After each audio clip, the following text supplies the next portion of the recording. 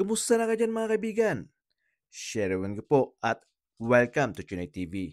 In today's video pala mga kaibigan, nandito pala ngayon ako, isa sa mga jewelry shop na matatagpuan lang dito sa Calgary, Alberta, Canada. Kaya nandito pala ngayon ako, ngayong araw na to ay para kunin yung sing-sing na pinagawa ko dito nung last week. Ito ay isang 24 carats gold.